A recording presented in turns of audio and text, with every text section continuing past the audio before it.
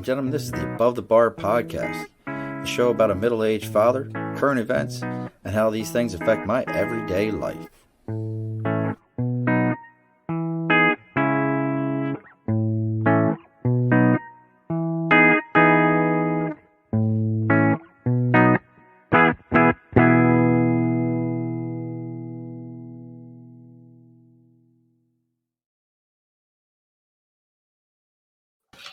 Alrighty, folks, the bar is open. We have bellied up to the bar again. It is that time of the evening. It's Wednesday. It's hump day. Time to get over things. And we're bringing it a little bit back, more hometown, New York vibe here. For those of you that did not know this, New York is more than everyone lives in the city, and it's just this massively large place, and then everything else is like 15 minutes away from it. If you didn't know that, that's not freaking New York. So you understand, the rest of us who live in this state, other than the 9 million that live on top of each other, like the largest menage a trois ever to happen, we live in other parts. Tonight, for those of you that have been listening for a long time, we have my man Sean Welchiff many moons ago hooked it up and introduced me to a gentleman. What is going on over there, Kenneth? Kenneth's got a party going on. All right, so no, my dad's calling me. My son is heading to Myrtle Beach. My son is heading to Myrtle Beach on the plane, and my dad's supposed to pick him up tonight. So my dad's calling me, and I just want to make sure that I'm like, hey Pops, so my son could go. So hey Pops, can you hear me? We're going to listen in right now to yes, Kenneth I told him to his dad. He knows. Yeah, he's double checking to make sure that all right, love you, it's Pop. not like a taken moment where it's like next thing you know, his kid lands and he's in the middle of a camp somewhere where people are touching him where he pees, and I don't mean in a bathroom. So we've got all that going on. But so Sean Welchiff hooked us up here. If you know Sean, he's got his show, Stoner Morning Show. He said, hey, you got to talk to this guy. His name's Kenneth McLaurin. You might even live near each other. He's another one. He lives in the city. He doesn't even know anything about New York. He's like, you guys might be near each other. We're not. I'm in Albany. Kenneth is all the way out in Ithaca, which has a really good brewery out there. Also, there's the colleges out there. There's a college out in Ithaca. And then there's also there's Ithaca, and what's the other one? Cornell. What's the other? Oh, Cornell's out there. Yes. I actually had an old boss that went to Cornell. I think it's funny that you said there's Ithaca and what's that other one? Because usually people would be like, oh, it's Cornell University. And what's the other one? See, I live here.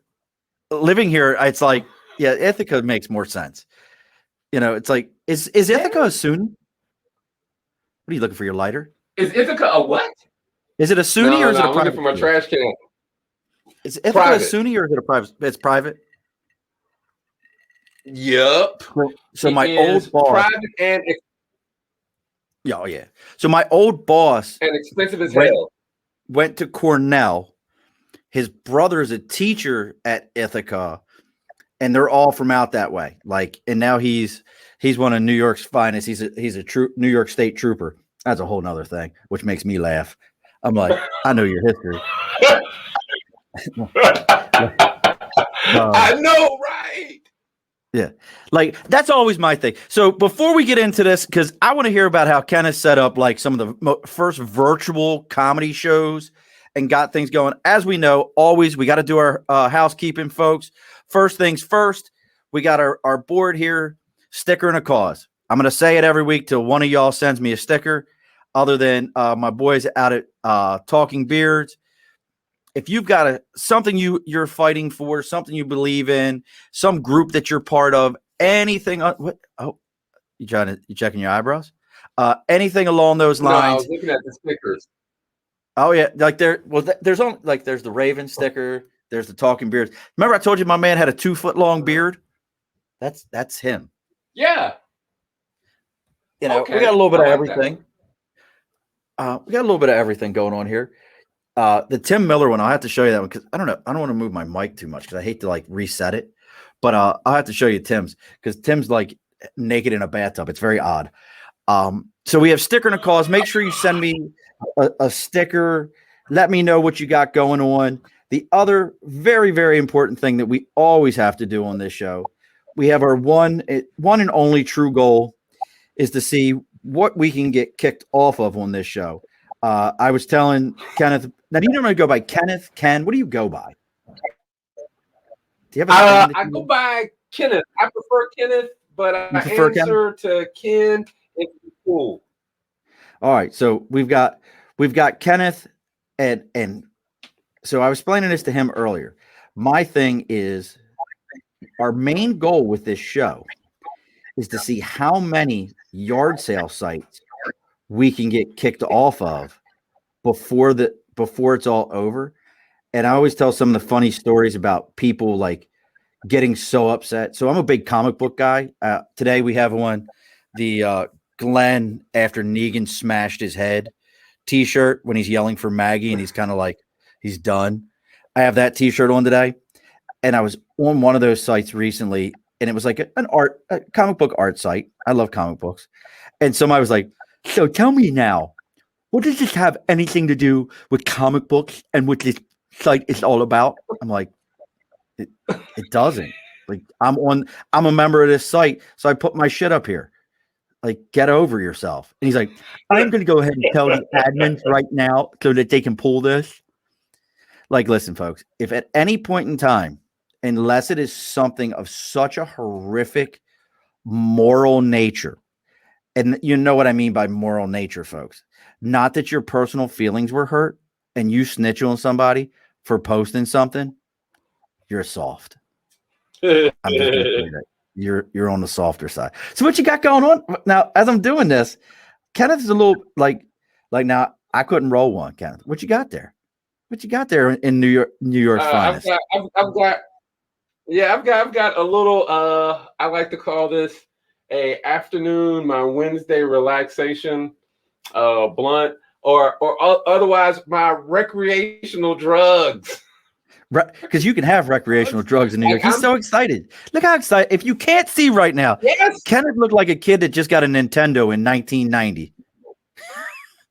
Oh, man. Well, like, so, yes, like New York City and America has always been recreational drugs. Like, if you think about it, what is a bar? A bar is a crack house for alcohol. Like, that's all it is. It's a crack house that sells alcohol. Like that, like yes. People used to drink alcohol and act a fool, and they're like, look, we can't have people getting drunk and being stupid in public. Let's create a place where people can come in public and do recreational drugs and get fucked up. That's where we got bars. So like so I'm excited that now I can do like my recreational drugs without being criminalized for it. That's so great. Well, I was telling this story I've told it to a lot of people actually. So in my prior life, I worked for the railroad, passenger railroads, and it was a good job, but I'll never forget it was a great job. I had one of our regular customers, she had been a lawyer for years. And we were talking about that New York was in this process. They were considering it. And she had the greatest line ever. She said, Murph, no one ever called me on a Monday morning saying they smoked so much weed that they beat their wife up. And I was like, hey, she wasn't lying. Jeanette's already talked. Jeanette is like super fan. We love Jeanette. She said she's already got her husband actually gate crashed a party at Cornell. Yo, parties at Cornell are weird. Because you got to be like overly smart. Like, is it like one of those things like answer this equation if you want to enter? Well, here's an experience I had. Like one of my first times I went to a Cornell party, right? and it was like one of these research educated upper crust, everybody's smart party. And then also it wasn't, I was the only black person at this party, and there was a little lapdog though. No, there's 7 in Ithaca. 7. Bro, I grew up in East Baltimore. I was one of 7 white kids. I bet. And you probably could have told people, no, I'm not white. I'm Puerto Rican. Yeah, like no. But like with this complexion. The lady had a lap dog, and the lap dog didn't like black people. So like every time the dog would get close to me, it would just start barking. Just start barking. Like anytime he'll get close to me, it'd start barking. And the lady let this happen for like 4 or 5 minutes, you know. Then she made she thought it was big thing about, yeah, it's just like, well, you know, it's a rescue dog. And unfortunately, like the family that had it before treated it real bad. They beat it, they burnt it, they did all these terrible, terrible things to it. And the family just happened to be black. So that's why the dog is scared of black people. And I looked at the lady and I was like, you know what? Don't even sweat it. I understand the dog. I feel like that around white people all the time. Be like, I get it. Like, that is so great. Galaxy bitches. And then we'll. And after that, my friend, like, they kicked me out of the party. They're like, you know what? Maybe you should go home. You're being too aggressive. Right. Yeah. With the lady who doesn't understand that animals are colorblind. Yeah, that's great. And we also have Miss Michelle Green. Michelle is one of the most beautiful souls. She's from Philly that you will ever meet. We love her. We work together on the railroad. We work together on the railroad, and she would just call me up every so often. She go, hey, Mr. Murphy, this is where you're going today. And I would go, and like, she has such a kind voice. Like, she would tell me, like, you're going to Buffalo for the next 3 days. And I would be like, I don't want to go to Buffalo for 3 days. And she'd be like, Mr. Murphy, I just want you to know this is, and you're like, all right, fuck it. I'm going to Buffalo for 3 days. What'd you do on the railroad? I actually had 2 different jobs. My first railroad I was on was a freight railroad. And, it was I was a train master. So like frontline management. I was abused over there. That's Cody. We love Cody. She will someday teach you. So how you Cody doing, would Cody? be. So Cody could actually teach you. She could teach you once you got a good chill buzz on, how to do a trance dance. She's all about it. She knows how to do that stuff. But I did that, and then I was a conductor on past. Oh yeah, right. Like, and it ain't even like a Hey Ron lean. It's like a real thing. You know what the Hey Ron lean is, right? Yeah, when you ever see some anything from the Matrix. No, that's that. Hey, they look like they're in the Matrix. When after they got that little bit of smack and they got that Hey Ron lean, and it looks like they can get their head to almost touch the ground and don't fall over. Oh, bro, that's a Hey Ron lean. All right. You said Hey Ron. We say Hey Ron. I got you. It was a little accent. It was a little accent. That's a mid-Atlantic accent. We call that Hey Ron. Yeah. Oh, look, there it is. Oh, look. Hey, is he getting his wallet? Oh, where's he going after? What's in his pocket? Like, bro, one of my buddies sent me a video the other day where he stays at. Cody's sending out big hugs. And see, look, we all know each other. There's Jeanette. Yeah, bro. We ended up like, he sent me this video. My man got so deep into the lean, he started doing push-ups. I ain't never seen no shit like that in my life. Like he was like, fuck it, I'm down here. So for Cody's sake, trance dance 10 phases where we take the mindfulness of yoga off the mat into consciousness, body movement. It helps with lots of things. Hold on. I want to know, Kenneth, have you ever done yoga?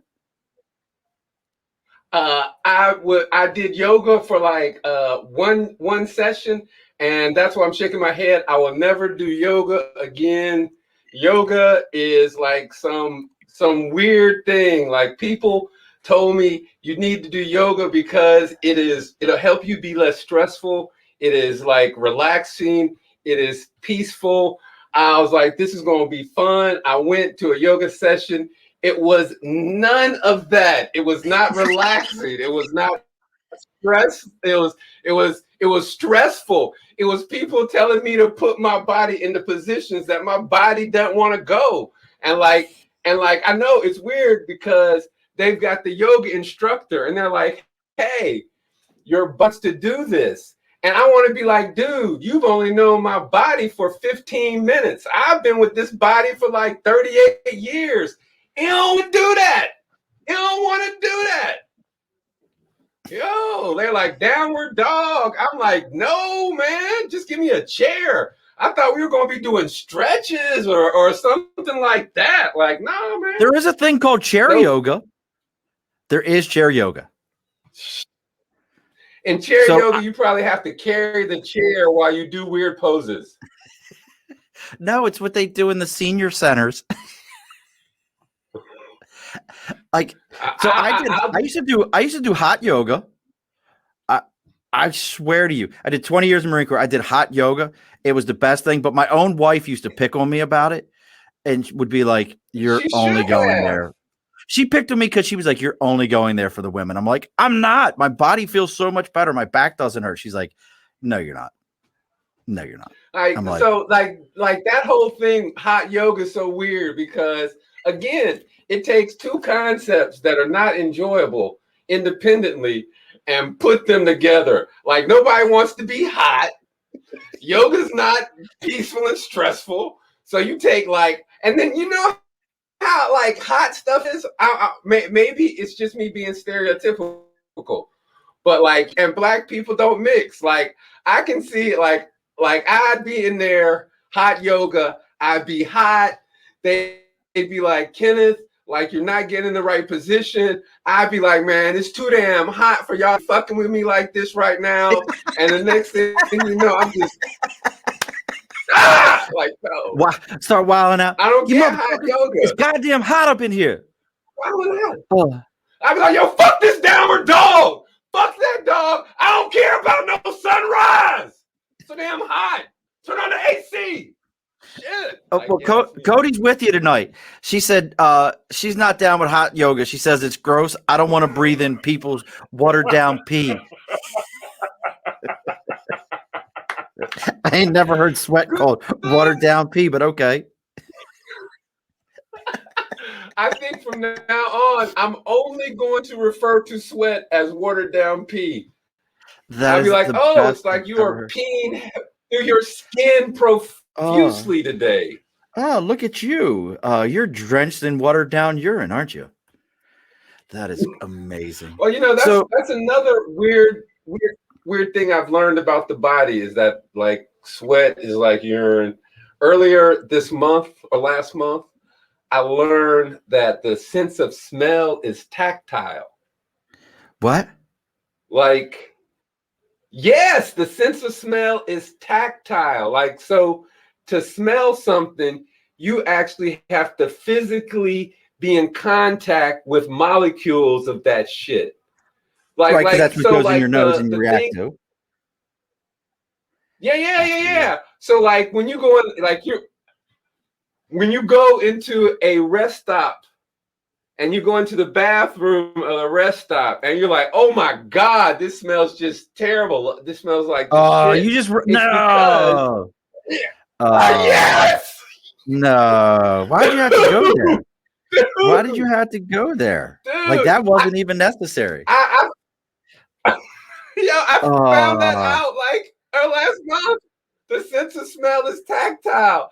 Your nose is like a hand on your face for smells. And we digest better when we. Oh, really?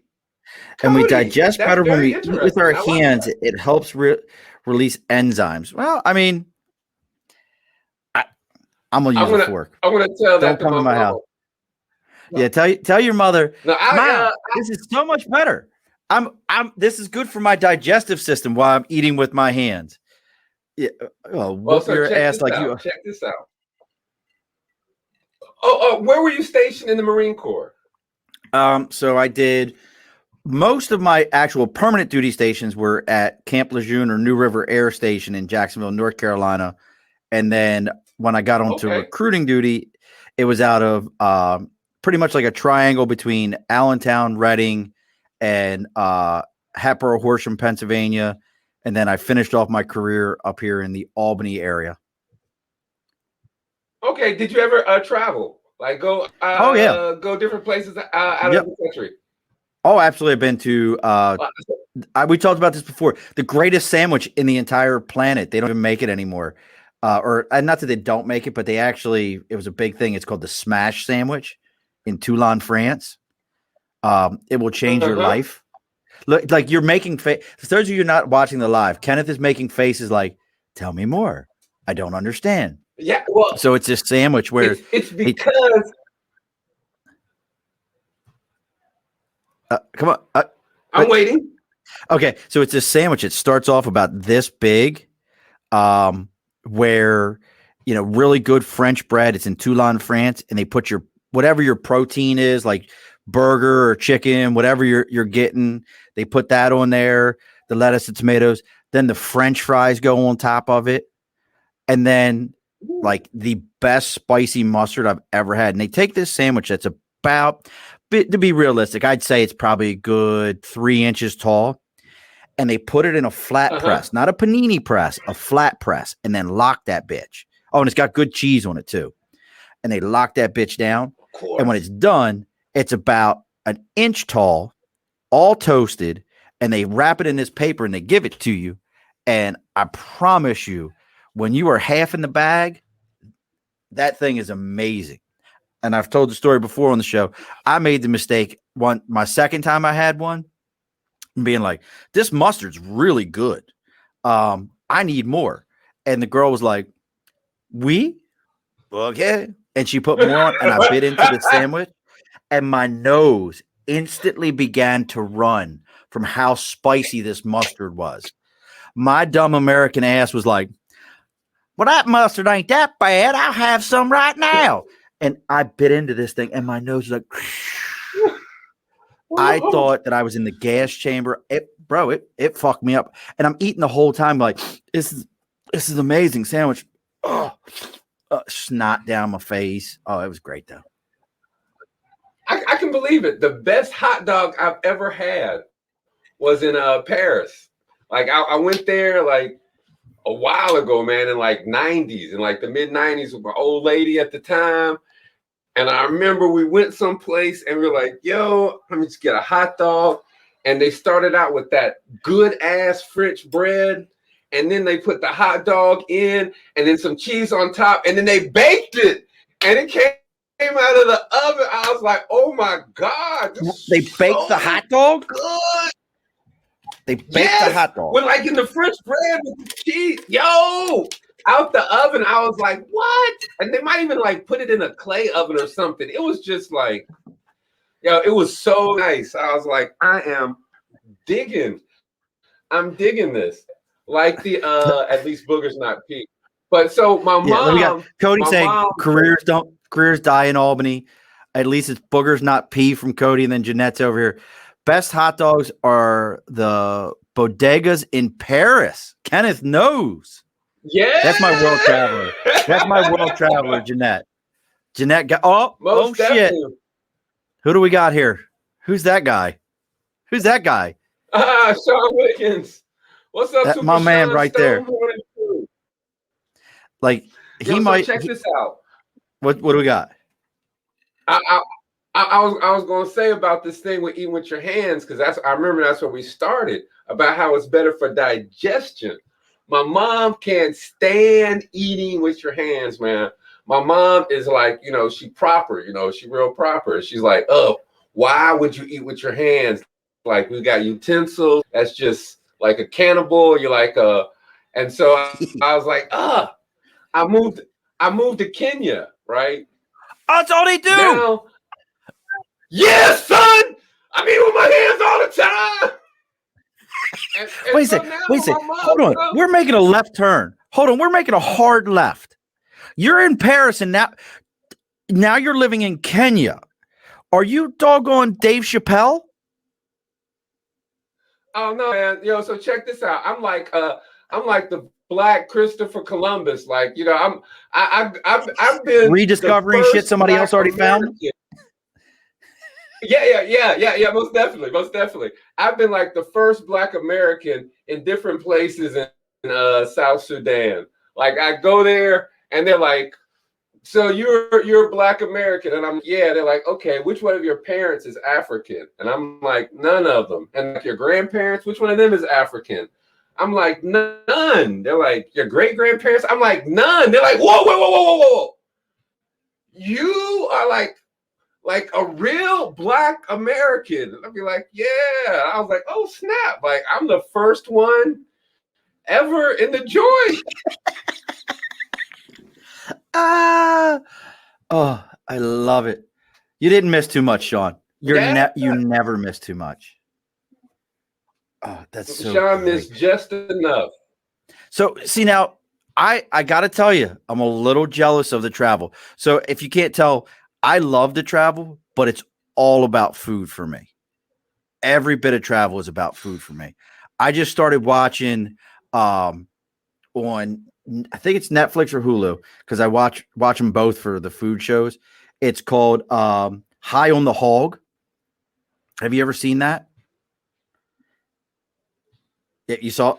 No. So if you get a chance, watch High on the Hog on the Food Channel, and it's all about where most American foods come from, how we got rice and beans, where it originally came from, how we got any of the different meals that we have here in America, how they came from other countries. A large portion of them, obviously the Southern foods, came from people who were enslaved that were brought here, and they brought those foods with them. One of the big ones was about Carolina Gold rice, how it was here, but they were like, yeah, we can kind of get it. And then when the people who were enslaved came, they were like, yeah, we got this. We can do this. We got this shit. No problem. Oh man. Like, what do we got here? Dave, he's another Marine. It's easy to travel when you're only paying to be carry on. Get stowed overhead. I don't know what he means by that. Or you get stowed overhead. I don't know maybe he's saying like, if you want to go high on the hog. Michelle likes that. I think he was Michelle, saying if you want to go, you should stow away.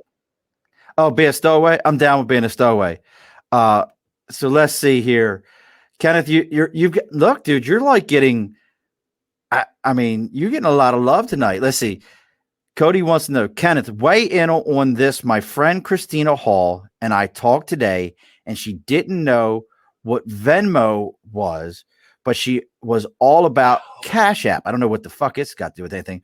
We came to a realization. Oh, can I read that? Black people are primarily on Cash App. Yo, I agree. Can I read that? I agree. I think most I don't know. definitely. Can I read that? Yeah, you can read it. She said it. All right. I'm just making sure. Look, as a kid who grew up where I grew up at. I agree. I agree. Do you know what Cash App is? Bro, I got both on my phone. I got Cash App, Venmo. I got both too. I'm well cultured. PayPal. Yep, got it. I give away my money anyway. Yo, man, any way you can send me money, I'm trying to get that. I want to make it easy for you to send me money. Well, now I know what Dave's calling me short, because I'm 5'8". I'm 5'8", so Dave's calling me short. So check it out. I think I know why people are black. Like Cash App sounds cooler. sounds like it's about that money. It does. Like somebody be like Venmo. You'd be like, what the fuck is Venmo? I got Cash App. Oh, what's Cash App? It's Right. about that money. It's about that paper. Cash rules everything around me. Cream, get the money. I mean, The money, dollar bill, y'all. look, I have to watch. It's funny. So we got into that song. So I have to actually watch what I have on my my satellite radio, because I have a tendency to leave on Rock the Bells. Do you have Sirius satellite radio? No, I do not have Sirius satellite radio. But you mean Rock the Bells with LL Cool J? Yes. So I leave that channel on. Okay. So it plays all the stuff we grew up on. And these kids today, they listen to the mumble rap shit, and they're like, oh, listen to what they're saying. Let me sit you down, kid, and let me let you listen to something. Let me let you listen to Nas. Just tear it up. You know, look, my boy Robert Johnson, we grew up, we went to high school together. He's on it. Bro, I'm playing shit, and all of a sudden something will pop on. And if it's too, like, the scariest thing is when Too Short comes on my radio, and my kids are in the back seat. Like, I have to instantly turn my radio off, because I'm like, no. We'll go ahead and. My daughter is 20, right? My daughter's 20. And earlier this year, I was like, oh, I'm listening to some throwback stuff. I put on some Too Short, and I was listening to it for it was just me. I listened to it for like 2.5 minutes, and I was like, you know what? Some stuff doesn't just age as well as others. No. And Have you ever gone back and listened to old Ice-T? Bro, go back and listen to old Ice-T. Yo, with the one where he had his old lady on the cover, man, come on. Ice-T was a straight pimp. Dude. But now, are you a movie guy? Yeah, I like movies. I also like comics. You like other comics? I like different comics. So I'm a big Star Wars fan. Love. Oh, you talking about comic books? Star Wars. Yeah. Comic books. I love comic books. I also love movies. I don't like Marvel movies. And I'll say it out loud. I don't like Black Panther. Hashtag free Black Panther. Hashtag free Black Panther. Hashtag free Black Panther. So now hold on, because you posted something recently, and I saw. So Kenneth and I follow each other on Instagram. You can find Kenneth at Kenneth_McLaurin_comedian. You can find him on Instagram. Make sure you follow both of us. But I was looking at that, and you posted this whole thing like Disney owns the princesses. Now they own Marvel. This whole thing. So break that down for me. All right, so here's how it happened. So like, I was in. I'm gonna break it down from a while. I was in Kenya for 12 years. Both my kids were born in Kenya and grew up in Kenya. So like, my daughter was 10 when she moved here. My son was 5 when they moved. So like, Black Panther came out, and folks knew my kids were from Kenya. And then somebody was like, "Yo, hey, where in Africa is Wakanda?" Right? And I was seriously, like, "What?" Seriously. Yeah. And I was like, dude, Wakanda's in motherfucking Disney World. You know what I'm saying? Like, and then so practically, factually, Walt Disney owns Black Panther. And like, so in some ways, like, Black Panther has been used as a vehicle for like Black empowerment. You know what I'm saying? Like, people be like, you know, and I'm like, what the fuck? Like, anytime you purchase a Wakanda shirt, Mickey Mouse get motherfucking richer. You know what I'm saying? Like it's nothing about Black empowerment about that shit. It's like free. Like, yo, what we need to do is send Harriet Tubman to save Black Panther and free him. Yeah, man. You know what I'm saying? If they was real about it. Tyler Perry, like Black Panther should escape and start working with Tyler Perry instead. Like, so yeah, great. man. Cause that kills me. And it's like it's so many real African countries and real African leaders who've done a whole bunch of like bomb ass shit. Like instead of like rocking some made up fake Disney shit, we can rock some African leaders, man. Kwame Nkrumah, like Ellen Sirleaf. She was like the first female president in Africa, president of Liberia. Like they brought in a woman before the US, man. It's like a whole bunch of like real like Black empowerment stuff that we can do that's based on Black people. Oh, I'm sorry. Let me get off my soapbox. Yeah, look, stay on your box because you're on the right place. I'm normally that guy where I go, you catch this shit, right? And my buddy, he was up a little bit further. It says Cujo Halstead is in the house. That's my buddy Tom, who we normally have these kind of conversations because he's pretty well educated man. Also, you definitely have the right place for all these things.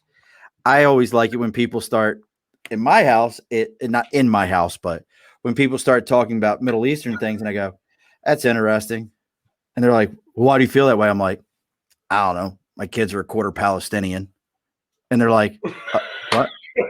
I'm like, "Yeah, why?" They're like, "What you?" I'm like, "No, come on, keep the conversation going." And they're like, I'm like, "No, man, we're cool. Tell me all about it. You know, yeah, let me tell you what it was let like. Me know. Tell me all about it. I love this shit." Yeah, let me know what you think.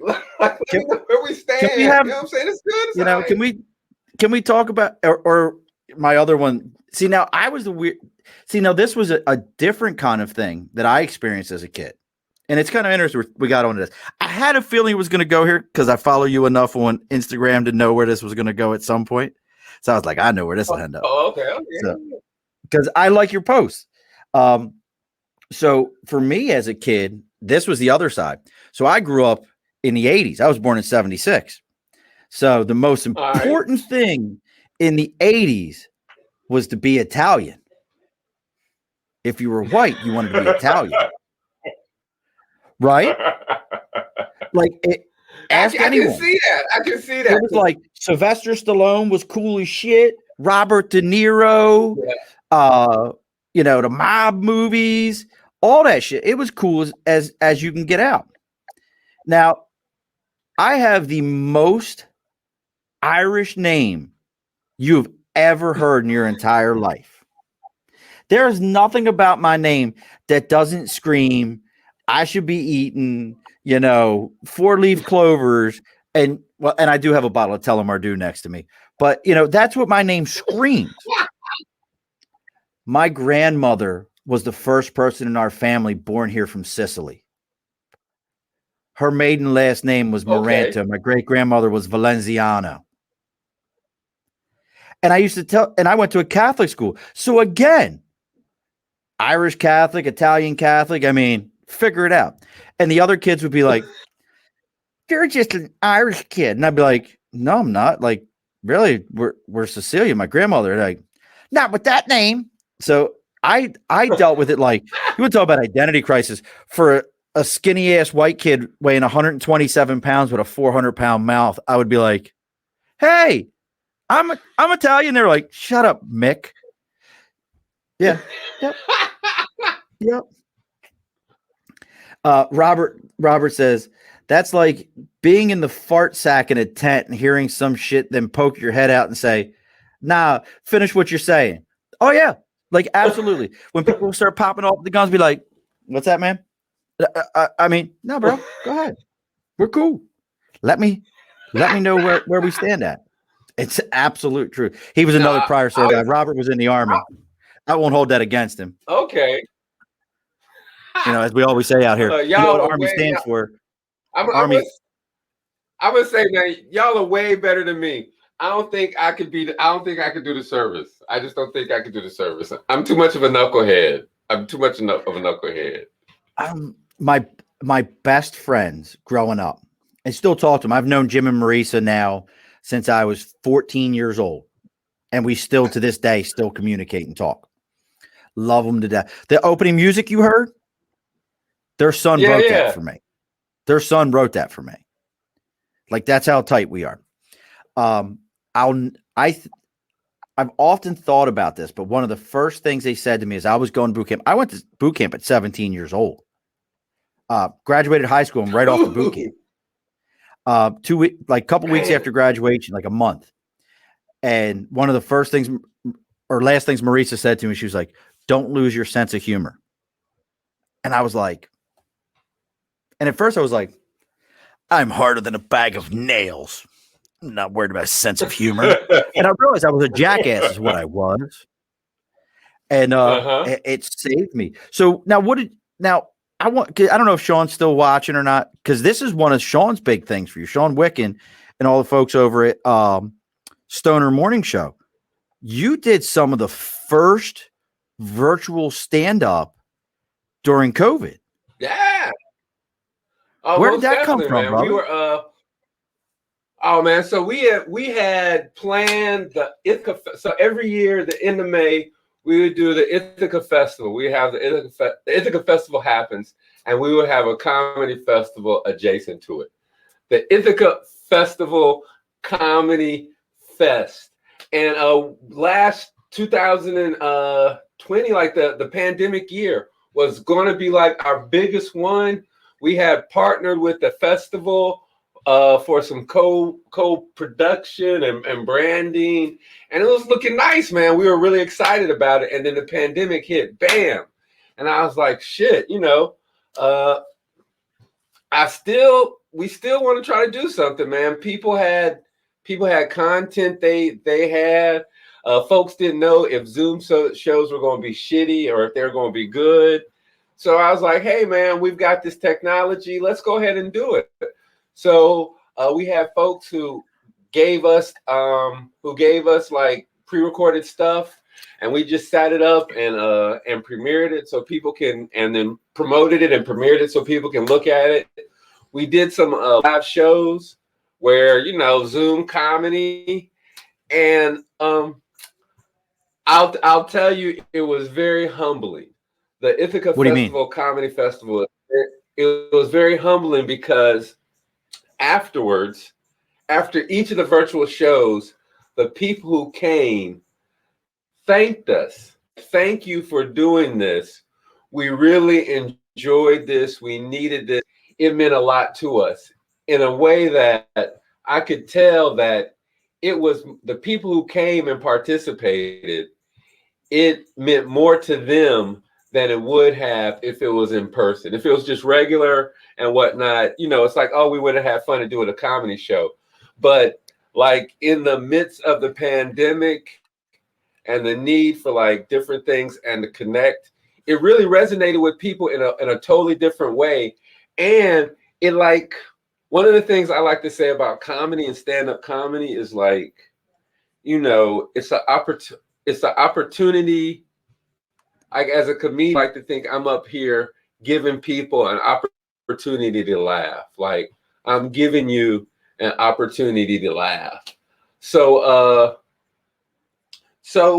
like when the pandemic happened, a lot of the things you would hear from comedians about these shows was how difficult it is for us. Like, we can't see everybody. We can't hear people laughing. It's no feedback. Yada, yada, yada. It's about us. It's about us. It's about us. And we forgot about putting the audience first. You know what I'm saying? Like, they're there to see us and to hear us. And like all these things that made it like worse than live stand-up comedy for us is only about us. But those things didn't affect the audience. Like, they still enjoyed it. They still had fun. They still loved it. And I was like, oh shit, like, if I stop being selfish and worrying about like how this is for me, and then just think about, yeah, man, like we're giving these people an opportunity to like to connect with other folks, to like for just so much. And like it was really humbling. So after that, I just kept on doing virtual shows. Now, I think it's great. The Jeanette got you though. Read it. You can read that, brother.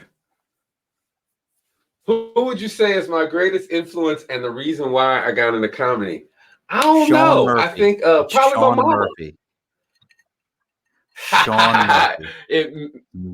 Maybe if I get into podcasting, it'll be Sean Murphy. But comedy is probably my mom, man. It's a weird story. I never grew up. I never really thought about getting into comedy or anything like that. I was just, I think I was just silly, a clown, in some ways like a minor jackass. But when I was in college, I was talking to one of my professors, my writing professor, and we were talking about something, and he said something, and we laughed, and he was like, okay, that was funny. And then he wrote it down. And I was like, what are you, a comedian or something? And he was like, yes. I was like, really? And it was the first time I really like thought about comedy apart from something like what you see Eddie Murphy doing. Eddie Murphy, Richard like Pryor, and whatnot. Yeah. And so great. And then like my parents were nerds. Like my dad's a principal, my mom's a principal. They're nerds. So I grew up sort of nerdy. We didn't have cable. Yeah. We didn't have cable. You didn't have cable because you lived in Ithaca. No, I lived in Wilmington. I grew up in Wilmington, North Carolina. Oh, you grew up right down the road from. Yeah. So you know what it means to have real sweet tea, hush puppies. Oh, most definitely. I'm a Southern boy at heart, man. Carolina pulled college.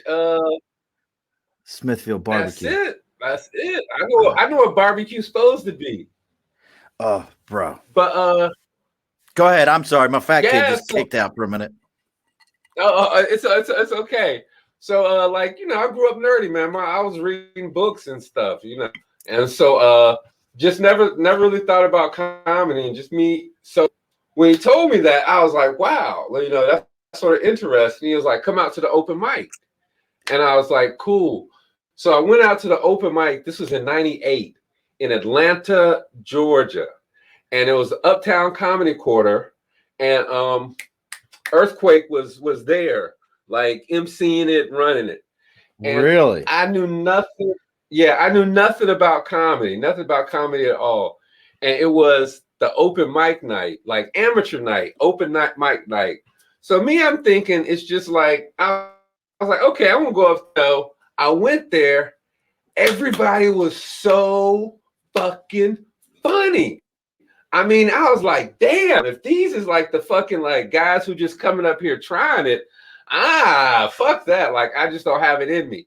Like now that I do comedy, I realize that these guys who are amateurs and the open micers are people who've been doing it like 7 years, 8 years, 10 years. Yeah. Like that's just how the game is. That's just how the game is.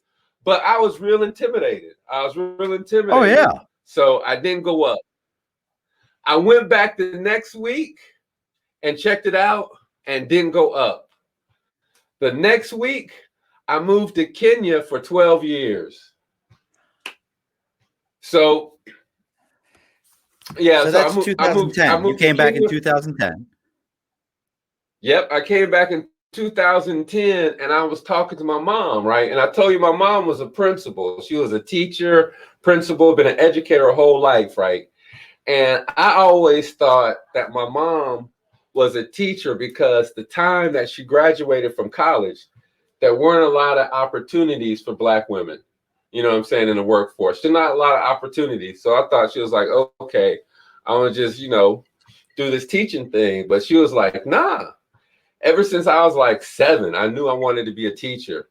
That's what I always wanted to do. I love doing it. And every day I'm blessed because I got the opportunity to do something I wanted to do. And I was like, damn, like that struck me. So I had been thinking about, man, I wanted to try stand-up. I want to do comedy. And then in Kenya, it was a time something happened, and one of my interns was like, "Yo, dude, you're funny." And he was like, "And it's not what you say, it's how you say it." He was like, "You can say the same thing somebody else says, but it's funny." And then another time we was having like barbecue and whatnot at my house with my in-laws. We were like cooking out, and I was telling a story about something, and then my sister-in-law was like, "Wait, hold up. Tell us about what you would do and how you would have a water slide in the walls in your house." So like I had a story about that, and then somebody was like, "Oh, Kenneth, tell me this story or tell this story." And so I was like, "Okay, people like you can do this stand-up comedy thing." And when my mom told me that, I was like, "Okay, I'm gonna try it." It was a Thursday night, and that same night, this club in Wilmington. It used to be called Nut Street. Now I forgot what it's called, but it was called Nut Street Comedy Club. I went there to open mic. I did 5 minutes. I loved it. After that, I haven't stopped performing. Like I did that first 5 minutes, and I haven't stopped performing since. And I go back. I recorded it. I still have that set. I go back. I look out. It's terrible. It's so bad. It's so bad. Like you got no business. It's so bad. Like you're the kid that like sings a song and like, I'm an amazing singer, and then they're like, everybody's like, dude, you suck. Was it one of those kind of moments? No. Like it's like no. It was good. Like at that time, like I went up there, I did it. People laughed. I felt good. I enjoyed it. I was like, oh shit! Like I actually felt this is what I should be doing. But as I go back now, somebody who's been doing it for like 11 years now. Yeah. And I look at that and I'm like, that was fucking terrible. Like I would never even do those jokes or anything like that anymore. I was like, oh my God. I was like, oh. Janetta's on you tonight. She said, in your experience, are stand-up comedians competitive or territorial? Or do you feed off of each other, vibe-wise, not zombie-wise? I would like to say both. Just like comedians are people first, and you have some comedians who are assholes, and some comedians who are selfish, and you just like they're that. But like I really like trying to surround myself and work with people who like building, who are fun to work with, who are cool, who you can feed off and build on together. It's like when I started doing comedy, it was a group in Raleigh, North Carolina. I like to say the home club where I would do my open mics and stuff at was Charlie Goodnight's. And the first time, and you go in, I've heard of that. Like for the open mic, huh? I said I've heard of that, Charlie Goodnights. I lived in North Carolina for a long ass time. Like, oh yeah, everybody's been there. Like everybody's been there. Chappelle, like all the big names been there. So for the open mic, you go and audition, and like it's just it's the MC, the DJ, and then you on stage, and like you're doing your bit, and they're walking around talking to each other and doing stuff, and then halfway through, they're just like, okay, you're good. And they're like, we just want to see what you sound like or whatnot, you know.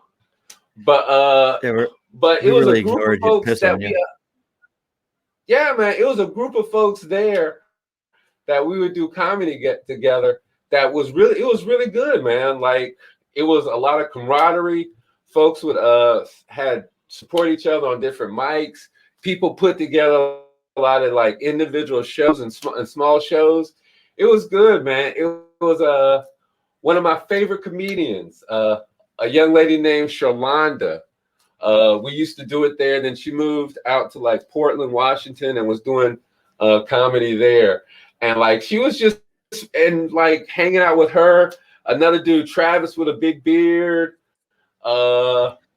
it was just fun, man. It was fun watching people grow and learn their craft. Like the funniest time was like Shalonda was just good, and then she could do everybody else's sets.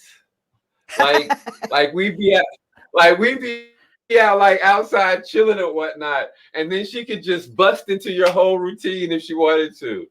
Like this shit, and then like the way she does it, because she was a woman, and like her interpretation on it and shit is a little like the tone and whatnot is different, and it's funny. But like, yeah, we even did a show like that one time where we did everybody else's sets. Yeah, like it was fun. I like growing. You did everybody else. So I got to let you know, Robert's over here in a moment. He just said that he followed you on the gram. What's interesting is Cody said, see, now this is, again, we got into this a little bit. Robert, my boy from back home, he followed you on the gram. Cody from Albany followed you on Insta. You get it? I mean, it's very interesting to me. Yeah. How we that's at Venmo and Cash App. Venmo and Cash App. We just learned some shit here. I thought the gram was more. I think maybe dudes be like the gram, and women say Insta. I was never on Instagram till I got into podcasting, and my boy Terrell from North Florida, he was like, "Bro, y'all got to get on the gram," and I was like, I'm not. He's like, get on the gram. I'm like, all right. And that was, but he's from like, have you ever been to North Florida? Like Jacksonville, Florida area? Yeah. That is a different kind of country. That's a different kind of country. Florida, all of Florida is just way different, man. All of Florida is way different. But if you think about the way it rolls off the tongue, because if you say Insta, hit me up on Insta. Let me give you my Insta. It just don't hit it up like the gram. The gram, like the gram is that hard consonant. She just asked. So is it Insta? Is it the gram, or do I just say IG? IG in a text. The gram, if you're talking to somebody. I don't know about Insta. You like if you were texting him, like, what's your IG? But if I was talking to somebody, I'd be like, what's your gram? North Florida, they are wild. They say, have you ever heard somebody from North Florida be like, come on, girl, let me get it from the bike. From the bike, girl. That is such an so I went to school in Atlanta. I went to college in Morehouse in Atlanta from like the varsity. Oh, dude. Varsity. Yo, varsity. The varsity. Freaknik. Yo, I was there from the original Freaknik. Let's talk for a minute. Again, I told you it's all about food with me. There's a fat kid that lives in my soul. So Gladys's Palookaville. For any of y'all don't understand, look up Chick-fil-A Dwarf House. Will change your life on Chick-fil-A and all that bullshit with the cow, no chicken. They sell burgers at Chick-fil-A Dwarf House. Then turn around and look, bro, you're gonna burn your finger. You better get a roach clip. Like I'm good, dude. I'm good. This is biggest. I am such a fan of it. Such a fan of Atlanta. Such a fan of North Carolina. I tell my wife all the time, when we retire, I'm going back to North Carolina. I can't. Yo, man, like, I love ATL, but can't drive I think there. It's gotten too big now. It's too hype. I like it back in the day. So check it out. We used to when I was there, man. We used to see Outkast all the time, like it was nothing. Like so, when I was in school, like that's when they was coming out. So they be in like all the clubs. So you know how like the local bands trying to get their brand on. Yo, all the time. It was so hot. Like Atlanta was so nice, dude. Oh my God. I love Atlanta. Atlanta, I tell people all the time, Atlanta's the first time I had a Scotch egg, which is a hard-boiled egg wrapped in sausage and then deep fried. Such an Atlanta thing. I talk about like food is guaranteed to come up on this show because they're, like I said, and see, Cody said, see, Cody, yes, gram is a form of measurement. Absolutely correct. But the gram, that's how it was taught to me, bro. Like, not it's gram, just, but you don't say here. You don't say here's my gram, or let me give you my gram, or you need a gram. You have to say, no, that's different hey, if you need a gram. Yeah. That's why you have to say the gram. DAGRAM. Hit me up on the gram. What's your? So my wife learned. I had to tell that story. Yes, Jeanette. I imagine most things that we eat might have a British orientation also, but you've never made me Scotch eggs and never invited me to have Scotch eggs. So I'll keep that in mind. My wife learned recently about the gram. Somebody asked her for her gram, and she was like, I don't remember what it is. And look, I'm out of that scene. We're out of that scene. But somebody was like, yeah, what's your gram? My wife was like, I don't know. Like, had no idea that like this person was flirting with her. And then the person walked away was like, oh, and one of her girlfriends was like, he was hitting on you. And she's like, what? I was like, like, what's your gram? So you're out there at Ithaca with one of my favorite microbreweries. Is it I still call it microbrewery. I hate craft beer. It's craft beer. Bitch, it's microbrewers. It was microbrews from the start. No, so check it out. Microbrewery is going to be like maybe $7 a bottle.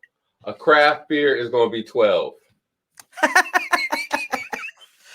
Well, I mean, Ithaca's got a great one. And you posted pictures the other day. You just did a show, an outdoor show. And I commented because I thought you were at Ithaca Brewery. You were over by like a river or lake or something like that. We were at Small Pocket Winery, Small Pocket Farms Winery. Yeah, we're going to do another show there August 28th. Yo, if you're in the area, Romulus, come check us out. My man, DJ it's in Romulus? Don Jenkins in the house. Yeah. Hold on. So, do you know what else is in Romulus? The white deer are in Romulus. No. Yes. White deer? Seneca, New York, right there in Romulus, the Seneca Army base, 5-star prison. Or 5 point. Is it 5 point or 5-star? So look, I think it's 5 points. One of the dirtiest, and I've told people this before, one of the dirtiest backdoor business government bullshit deals I've ever heard of in my life. So you have the closed base. It was a BRACT base relocation and closure act in 1994 by the assassins, the Clintons, the assassins. They started that shit. Look, don't come to my house. Ain't nobody gonna think I hung myself. Trust me. So they closed all these bases, and there's the base out there. You know the one I'm talking about. No, which one? It's called Seneca Army Base. Okay, in Romulus. All right, they closed it. They closed it. Well, in the 1940s, there was a couple of white deer on that base, not albino, but white. So for the longest time, the commander of the base said that no one was allowed to hunt the white deer on the base because you can hunt on the base. No one was allowed to hunt it or hunt the white deer. Fast forward, all these years go by, the population explodes of white deer because it's a mutation. So it was probably 2011, 2012. I got to hunt that base because once it was closed, they still had it open for hunting. It was still federal property and there was a whole thing, but long story short, and they do a great bit for it. And I got a book I wrote about it that I never published, that it's like this whole sci-fi thing that I want to do, but I'm too much of a jackass to sit down and finish the book. I have it in my head, and then I go and write it, and I'm like, this doesn't sound right, but in my head, the movie that plays is fucking amazing. Tell your dad stop All calling. right, hold up. All right, his dad's calling. No, man. Your He son might have landed? got my son. Oh, your son landed? Okay, we'll finish this story because, all right, did you get him? Tell him I need I don't to know. follow You Smithfield's story, barbecue. I'll do this. All right, he's going to do that. I'm going to finish this story. Hey, Pop. It's kind of weird, like looking off. I can still hear everything that's going on. Tell your dad I need Smithfield barbecue sauce. Send that up to us. Allegiant. He'll send it to you, and then he'll send it to me. So I don't even know where I was going, but it's not as interesting to not tell him about the white deer. Yeah, he's in Syracuse. That's a whole nother place. Yeah. We'll just keep going on with this.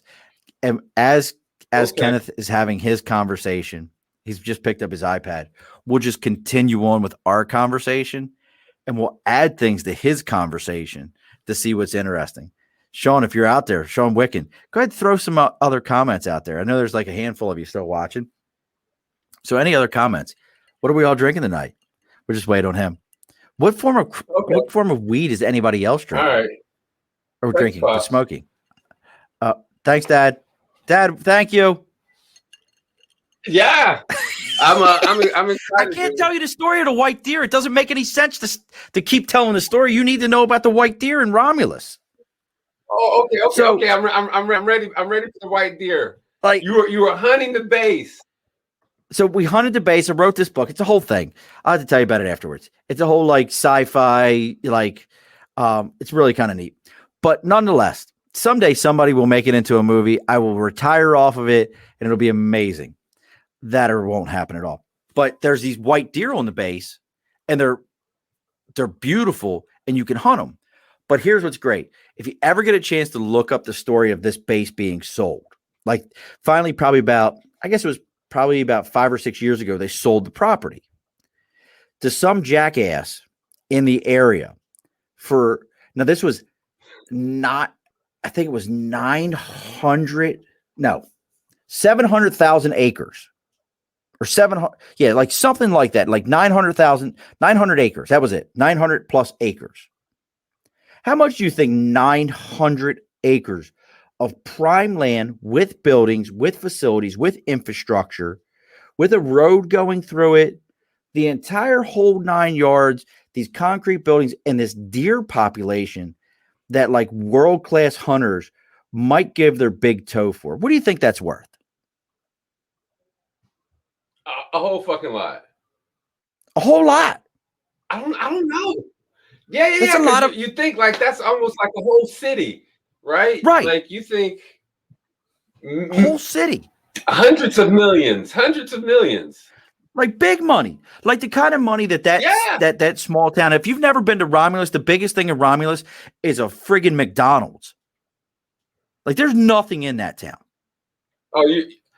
Romulus is actually a whole bunch of wineries and like rich people. Oh, is that what's out there? Okay, got me. Yeah, I only saw a McDonald's when I went out there. Oh man, so that's because all the land you saw was the rich people, and you just didn't see their houses, or maybe they were on their boats. So like way off in nowhere. Yeah. Romulus is where people have like their lake houses and shit. Got it. Well, what was crazy is the town sold it to this dude who they said, oh, well, he builds cattle fences. He's going to add 200 jobs in the next 10 years for less than $1 million. What? Less than $1 million. My man turned around and I was like, 200 jobs? You could put a Wendy's and get 200 jobs in 10 years. What are you talking about? I'm like, this ain't even make sense. Yo. And turned around, sold 30 some pieces of property to the Amish, and then cut a road straight through it that he sold to the state so that they could run a road through it. And the people who wanted the deer population at least to be preserved, he was like, yeah, we'll see what happens. I was like, I don't know whose uncle dad got that money, but that's the dirtiest deal I remember reading the article and being like, this doesn't even make any sense.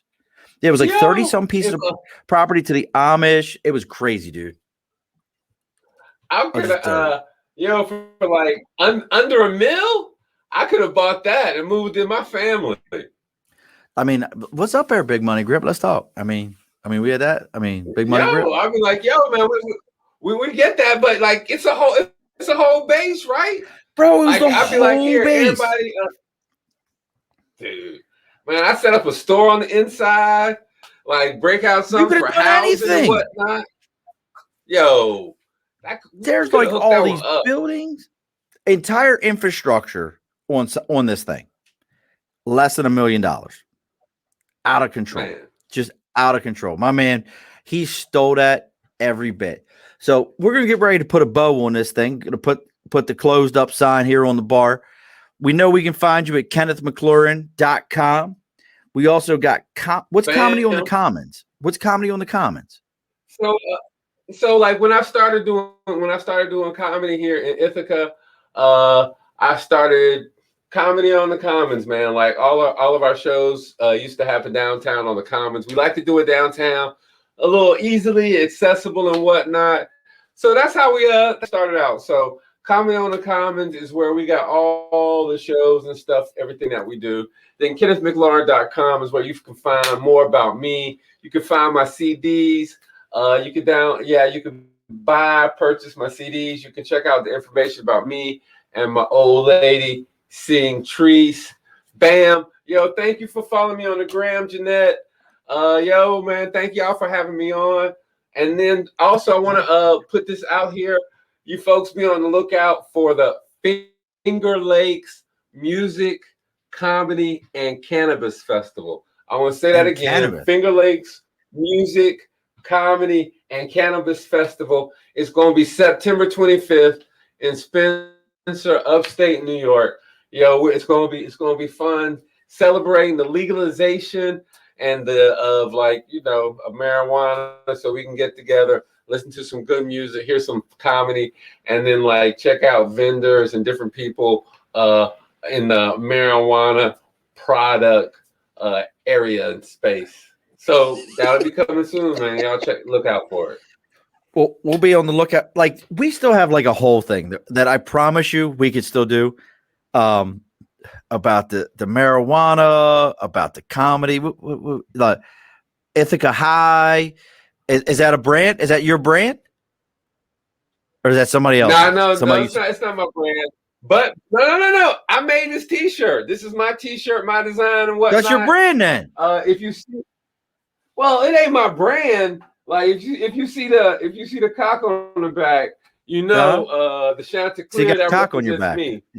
You got a cock on your back. Oh man, I love the. Hey, the Chanticleer, the cock is the best animal. Like I love roosters, man. I think they're just some badass animals. You like cock on your back. I mean, I get it. I mean, it completely makes sense to me. Oh yeah, man. All the time. I mean, all the time. Just cock on my back. The big giant one, like big, like 12-inch giant, like big son of a bitch. Sometimes I put a big one on the chest. Oh, you put a big cock on your chest? I mean, just let it. Well, actually, I've got a couple of shirts with big black cocks on them. I mean, so whenever I show up, people know. People know. Just so you know, here it is. You've got big black cocks on your shirt, and I have a man whose head's being smashed. There's something to be said here. I think more people will be into mine. Yep. I do think if you sort of, I got somebody smashing head on mine, and you got big black cock on your shirt. I don't know. You figured out. I'm smashing head. You've got big black cock. I think we're both still doing good. I think we're doing better. But now, I think where did that drink come? Where did that drink come America, from? Where did that drink come from? Where did that came water from here. come from? I was wondering if that, because I also want you to promote your beautiful bride and her beautiful voice. Give her a little plug. Okay, Don't wait let a that minute. get away. Don't. I want to give her. Give her a little plug. I do want to give her a little plug. I wish We taught I Jeanette wish how I to say had. DeGram. I love it. Jeanette now says DeGram. I really hope the next time she's talking to somebody, she's like, "Let me talk to you about DeGram." That would be so amazing. Like she actually used. Is Wakanda. I'm gonna punch somebody in the face. No, be quiet, be quiet. Stop it. Don't tell people answers.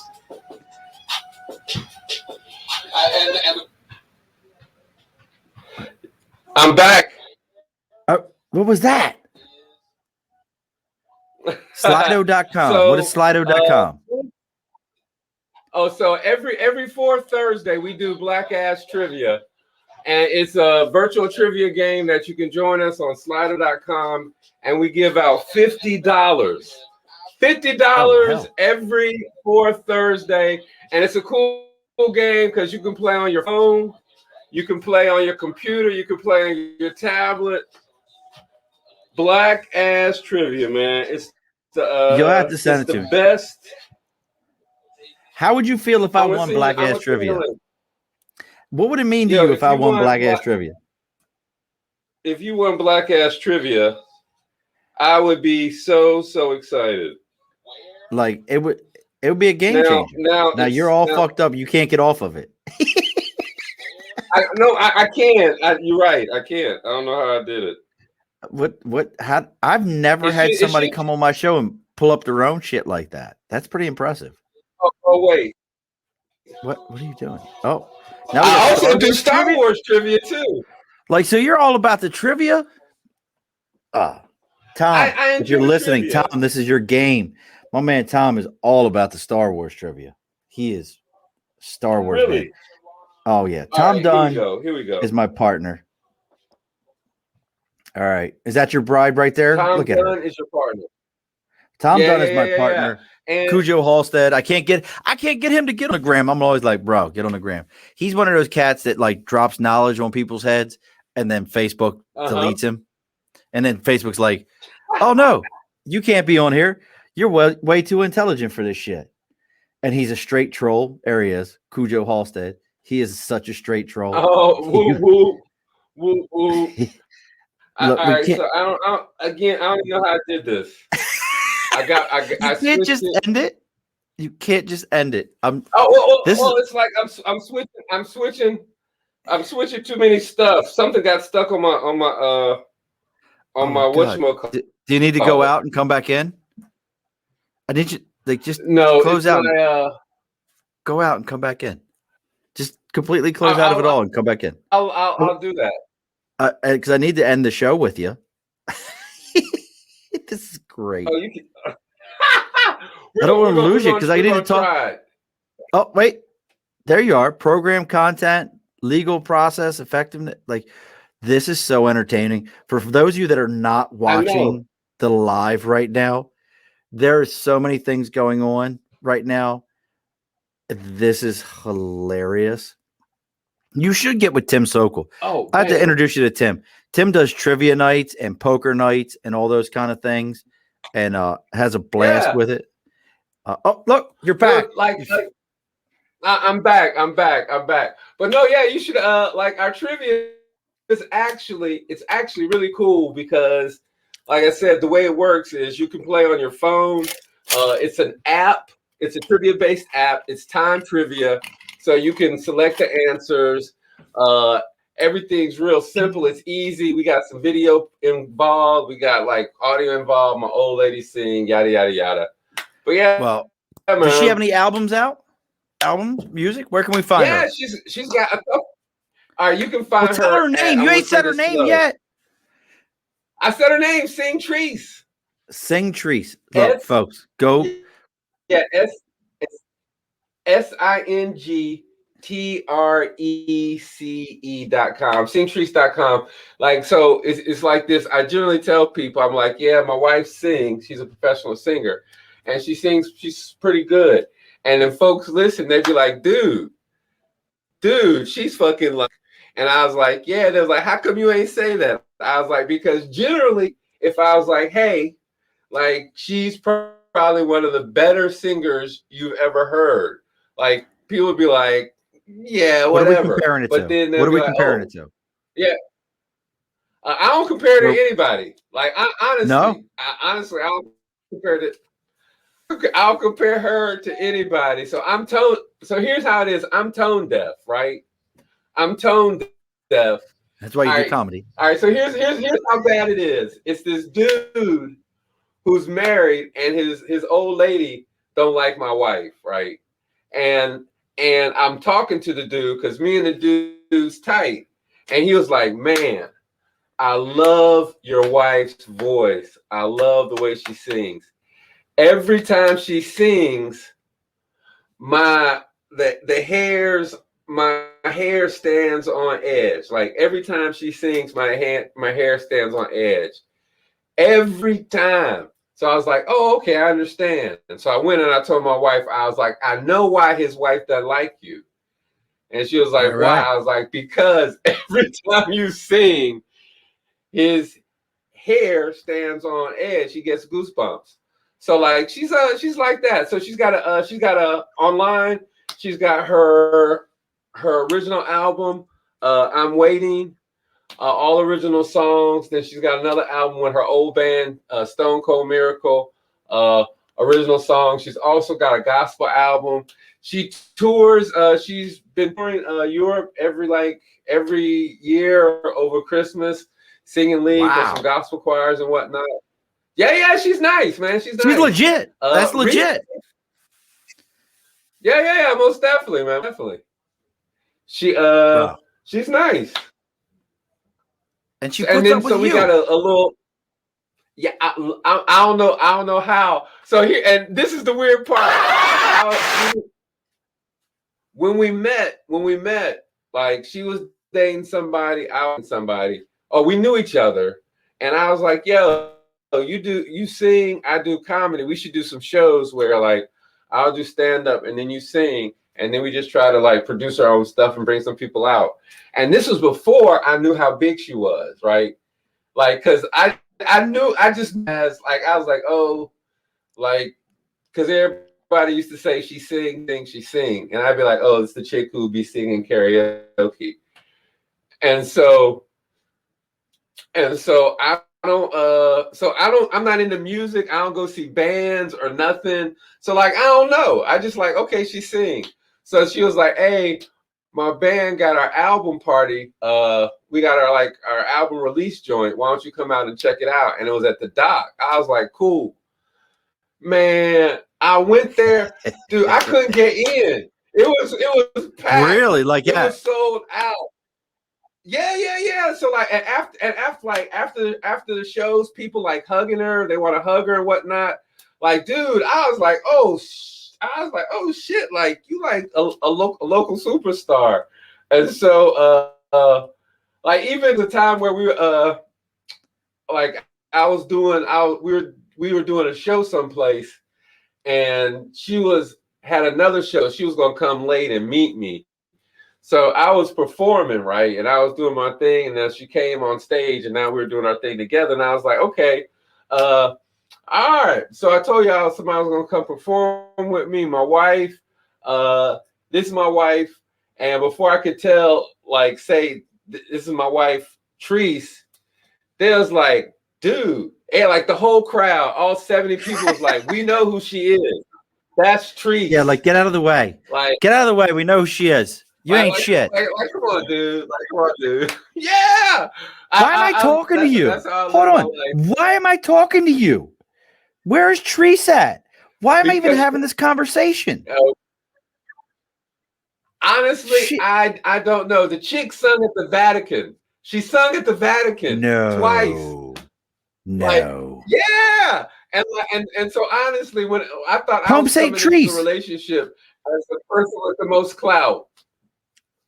But Pope St. Treese. Pope St. Treese. Apparently not. I was, huh? Pope St. Treese. Pope St. Treese. Like, what are we doing here? Where is she at? Is she upstairs? She's upstairs, isn't she? Tell her to get down here. I'd rather talk to her. She is most definitely upstairs. I don't know, maybe next time. I think she's upstairs. Next time. Maybe when we're done with this. Maybe when this is all done, I'll have to set up a time to talk to her. Like, bro, that's pretty impressive. Like Jeanette just said, just heard a couple of minutes of her. Such a beautiful voice.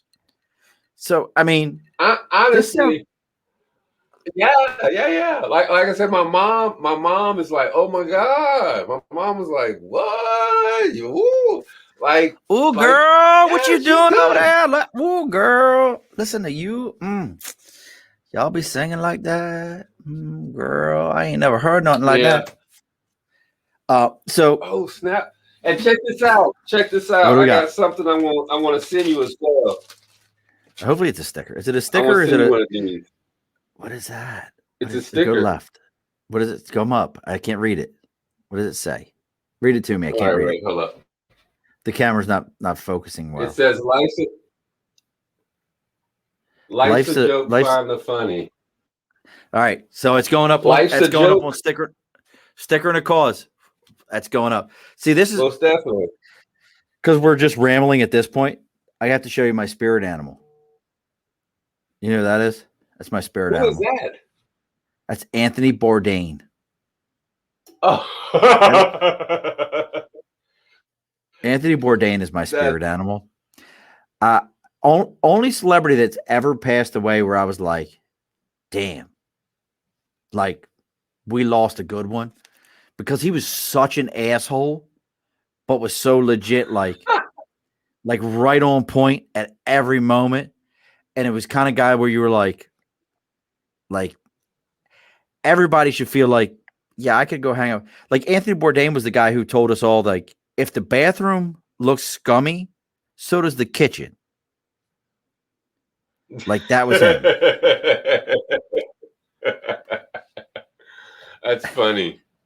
Scott, how many bricks are now? Remember, I was telling you about my beard competitors. There's my man Scott. Scott's beard's about. He's a national competitor. Also, he has the talking beards. How many bricks are in the backyard? Who knows how many bricks are in this backyard?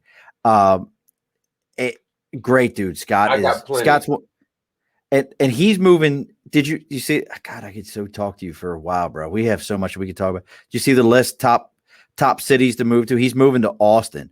I so want to go to Austin, Texas. So want to go. Oh man, that's where my son is staying. My ex-wife is in Austin. My son is in Austin now. My daughter was in Austin. She just came back Monday. My son, like, I want to go to Austin too, but not right now. I want to wait till it's cooler. Yeah. Oh yeah. Like it's probably hot face of the fucking sun right now. Hot in Austin. But I want to go to Austin. It's just one of those cities where I was like, this is a place I need to go to. Again, because of brisket. I want to go to Austin because of brisket. Tell your dad I need him to send me a bottle of Smithfield's barbecue. Smithfield barbecue sauce. For those of you who've never had Smithfield barbecue sauce, that red ass shit that you like to eat ain't shit to some Smithfield vinegar-based barbecue sauce. Look, Kenneth, am I lying? No. Want some pulled pork? You straight on. Want some pulled pork? That's one of those. Oh man, I haven't eaten pork since 1992. Did you listen to the Ice Cube album or something like that? No, man. This is so weird. This is so weird. All right, my freshman year in college, I was so fucking pissed off because I was so excited about leaving high school and high school food behind. But my college had a contract, the cafeteria had a contract with the same people who provided the food for the high school. Exactly. How the fuck is I getting square pizza in college? Oh, how the fuck so am I getting square pizza in college? And so I went to Morehouse College, and so all black school, all male school, right? What I did not expect was that, yeah, it was also a lot of Indians. from like India. Really? A lot, dude. The first time I saw cricket being played was at Morehouse on the yard in between like the freshman dorms. There were like a lot. There were a lot. At an HBC. And for those of you who don't know what an HBC is, that's a historical black college, HBC. Really? Yeah, HBC. So there are a lot. And then there are a lot of guys from the islands, from like Trinidad and stuff. So they'd be playing like cricket. They were down with like bowling and throwing like, yeah. Like and then like my second year, this is sort of fucked up. My sophomore year, I think my roommate was from Pakistan. Okay. My roommate was Pakistan, and I was such a dick to him that he moved. Like, he was like, you know what? He was like, I'm about to go with somebody else who's Muslim, and I'm not fucking with you. Bye. And like, bye, Felicia. Yeah, and I can get it. I can get it. Like, you know, I was a little rough around the edges at that time. And you know me, I'd be having a whole bunch of people in there. He'd be trying to pray. He'd be trying to study. I'm trying to turn up. I'm having chicks in here and whatnot, and alcohol, and you know, it ain't work out. But yo, so that like cricket Morehouse, man. So what happened was, so check it out. Here's how it happened. I was so that's what my food was like. That's square pizzas, like the chicken sandwiches and whatnot, right. Like the vegetable nuggets in college. When I came home that summer, my dad was on a vegetable only diet, right? Okay, so and he was like, vegan. yo. He was like, only vegetables. And he was like, yo, you can eat whatever you want. You're just gonna have to buy it. So I was like a lot of beans and rice and, you know, and vegetables that summer. When I went back to school, because of the Indians, they had added a vegetarian option to like the cafeteria. But it's not like one day you can eat the vegetarian and then one day like not. You had to pick. Right. Either it was all or none. Vegetarian, all or nothing. And the vegetarian food was better than the damn high school square pizza and shit. So I started to do that. And then so you vegetarian now? I was all right. So I was vegetarian up until 2003. And when I was in Kenya, they convinced me to eat chicken again. So now I'm a chickenitarian. I eat like chicken, turkey, ostrich, stuff like that. Now, I've often heard from people that have lived overseas. It's a very easy thing in the States to be like, oh, I'm going to be a vegetarian. I'm going to be a vegan, whatever. You start going overseas and living in other countries, and they're like, yeah, no, bro. Like, this is like, we're happy to have the two chickens that we have that we were able to, they were like 95-year-old chickens. We're going to eat these things. Like, why are you playing games? And I have to also throw out Jeanette, who's from England. Hold on. I got to cut you off one second. Jeanette, who's from England. And she actually, Jeanette, send me the country because I always forget it. She lived in like down in New Zealand type area, and I always forget it, and I love the name of the country. But she says the sound of leather on willow, whatever that is, the shout of how's that? And I will tell you, Pims and lemonade, bro. I'm gonna promise you. I know you like your Chiba. Pims and Schweppes lemonade. I've had this in down in fucking God, I can't remember the name of the damn island. It's a party island. fuck, I'm having a brain fart. I've had enough bourbon. But I promise you, Pimm's and Schweppes lemon juice taste like Southern sweet tea and will sneak up on your ass so quick, and you will be like, what did I drink? I love me some Pimm's #1 and Schweppes lemon juice is like out of control. Tom, I'm gonna have to check that out. You were also Tom, if he wasn't where he is right now, would be such a hippy dippy pothead. And look, you ready? I want you to read this off the screen right now. Read it off the screen. Papua New Guinea. Is that not the coolest place that you could ever freaking live? That's where my girl Jeanette. Her dad was. Bro, you'd have been the first brother in Papua New Guinea. You might have been the first brother in Papua New Guinea.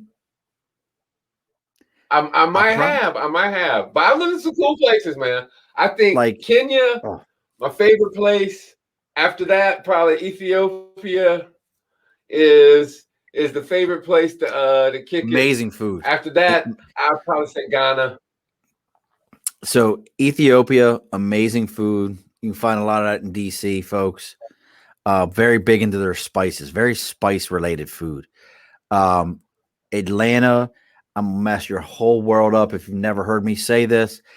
Atlanta, Georgia has the best pizza in the United States. The best. Really? Keep your Chicago bullshit. I wouldn't be surprised. I've eaten New York pizza. Until you've had Antico Pizza in Atlanta, Georgia, which will be served by Ethiopian women who are at the counter that will give you an attitude like you ain't shit. And then the cooks are all in the back with these individual brick ovens. See, what you all can't see is Kenneth. Kenneth is laughing because he knows I'm right. I'll never forget standing there with my boy Terrell. And I was like, hey, look. I was like, hey. And he was like, hey, look at that. She's Ethiopian. I'm like, how do you know? He's like, trust me, she's Ethiopian. And she was like, what's your order? Give it to me now and get out of my face. And I'm like, I'm sorry.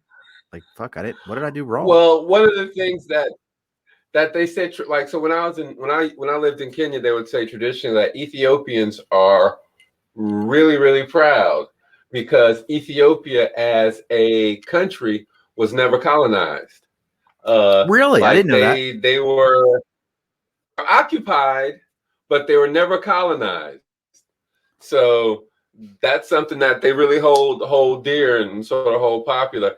And then Ethiopia has like a written language that like predates like English, like what we write now. Then they have their Coptic Christianity, like their religion, their version of Christianity predates Catholicism. Yeah, most definitely. And it's like it's almost Judeo. Yeah, it's almost Judeo. Most definitely. And then I might look like an asshole, but I'm kind of smart. I promise you, they have over there. Did you look? For those of you that are going to go ahead and bounce off the podcast now, we're going to go ahead and talk about shit that doesn't mean shit to anyone else unless you have something in between your ears that doesn't hold up a hat for a moment. Have you ever seen the canopies that they've built over the temples, the Christian temples that are in the ground? They're Christian temples that are built into the ground, these entire churches, and they're so amazing. So the belief is, for those who don't know it, is that the angels every night came down and told this Ethiopian king that they were building the temple. So that every night they would come down and they would build the temple, and it's all into the ground. Well, the problem that they've run into now is that the shit is, from weather and from, different environmental things, it started to break down. So they've brought in engineering firms to redo it.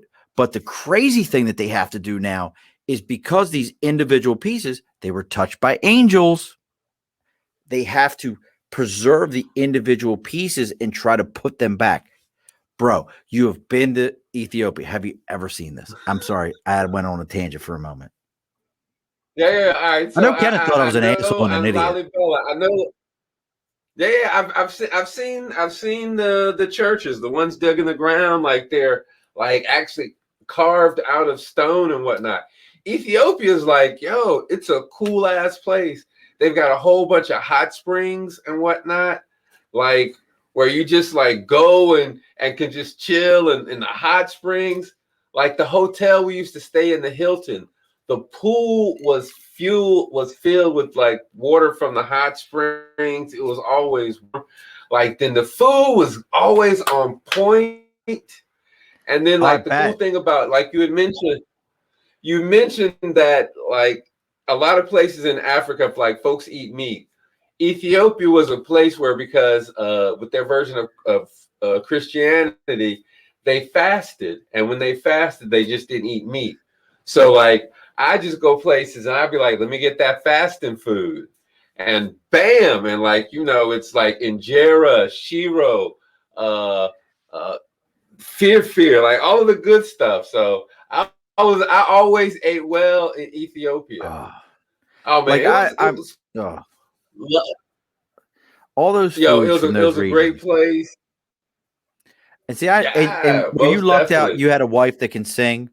I lucked out. My wife is just as much of a foodie as me.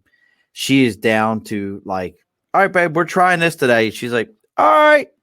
She may not love it. She may not be super into it, but my wife is definitely willing to like, all right, we're down to try it. Let's see what this shit's all about. And all those regions, I the am the Spice Road.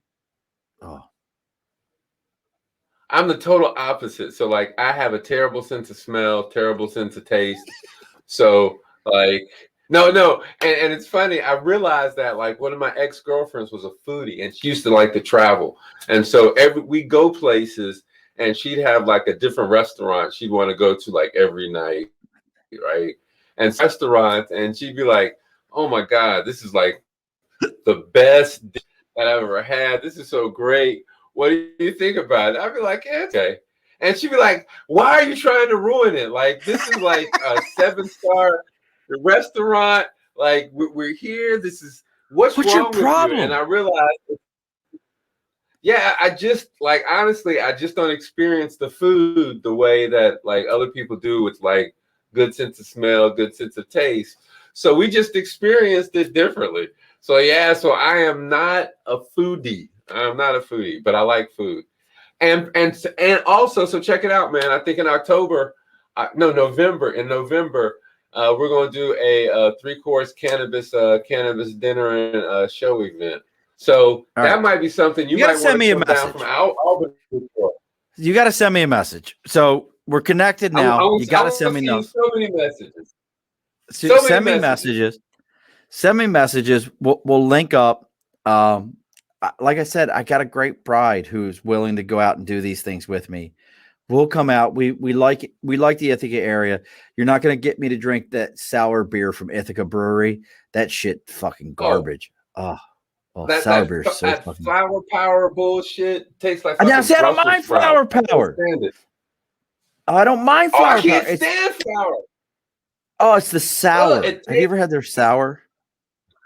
Their sour smells like No, fucking no. gym socks, like sweaty gym socks. Like if you Honestly, sucked sweat out of a gym sock. We went there a couple of years ago. It was raining. It was packed. That bitch was packed. And I actually think, well, Lucas is 4, so he might have been just born, our son Lucas. We went out there and they're like, first off, we're like, yeah, we'd like to get blah blah blah. Oh, you're sitting over there? We can't serve you that. What do you mean you can't serve me that? Yeah, you're 6 feet away from this other area. We can't serve you that. And I'm like, do you know I'm like a stone's throw from a douche. Like I'm a real douche. And they're like, but we can do pizza. I'm like, all right, whatever it was that we could do. I don't remember what it was. So we got the food. And then I was like, everybody's talking about these sours. They're like really into them. I'm like, all right, I'll try this shit. So I got the sour, bro. I would rather lick the inside of that hat you're wearing right now than drink a sour. Like It is so gross. And I walked it right back over to the woman. I handed it back to her and I was like, this is gross. She's like, absolute. She was good about it. She was like, absolutely it is. I'm like, I just can't. I'm like, I can't mess with this. So you're going to send me, like I told you, this show is supposed to be an hour long and we will quickly run into 2 hours before we know it, because here's the deal. All right. This is look at me, Kenneth. Look right into the camera. Kenneth, I need you to look right into the camera. Like you're looking into the camera. Get close to the camera. Because your eyes are very squinty right now. And so are mine. Mine are from bourbon. Yours are not. And look, no. Jeanette's like, I'm supposed to be getting ready for an art show, but this podcast is too much fun. I love you, Jeanette. So here's the deal. You send me October, you said, right? October? No, October. November. Well, we got it right. I got a real chef, and all right. And apparently, so the chef I connected. His brother is a big time chef in like Portland, Oregon, who'll be doing this stuff already. So he was talking about how much like the whole dinner, how much like it's like he said the whole dinner you should probably have between 10 to 15 whatever doses of like THC. I mean, never mind. I'm just rambling now. I'm rambling. All right. But I'm just saying we got some real stuff going. Stop trying to show your kegger. It's not abs. You got kegger like I do. Here's the deal. I'm proud of it. Look, ain't nobody ever gone to a party looking for a six pack. Look, like I said, ain't nobody ever gone to a party looking for a six pack. So here's the deal. Make sure you send me that. We know we can find you at comedyonthecommons.com. We know we can find you at kennethmclaurin.com. We know we can look you up there. You and I told you we were going to end up dragging this thing way out longer than we thought to. As always, folks, for us, you got our Instagram is at Above the Bar Podcast. Our Twitter is at Above the Bar 4. Our email, if you have any questions, you want to get a hold of Kenneth and you can't remember his .com, you can always find us at the Above the Bar Podcast at gmail.com. If you're listening to this, if you're a first-time listener, if you're a long-time listener and you haven't done it yet, take the moment, go on whatever your favorite podcast app is. Make sure you give us a like. Make sure you give us a 5-star. That is the only way that other people get to find out about the ridiculousness that ends up going on in this conversation. Make sure you share it to every single platform that you can ever possibly find. Because remember, when you share it, the goal is to get it deleted, get yourself kicked off of all those yard sale sites, because you know you ain't buying shit off of them. As always, now Kenneth, I didn't remind you of this. Yo, we're gonna end this show. Remind me. I need you to stay in the green room for a moment because you and I got to talk for a moment. Sound like a plan? That sounds like a plan. All right. Kenneth, you get the last word, brother. What is it? Yo, the last word is life's a joke. Find the funny. Yo, I'm Kenneth McLaurin. Make sure you check me out. Y'all enjoy your life. Have a great time. I love you. Peace. I want to thank God first for this honor. I want to thank all the other people who supported me. I want to thank my wife. I want to thank my daughter, Sanko, for my son, Kenneth. Hey, thank you very much. I love you all. We'll see you at the next one. All righty, folks. Be sure to push your stool in. This has been an Earplug Podcast presentation. Found on earplugpodcast.com, iTunes, SoundCloud, and wherever your favorite podcasts are found.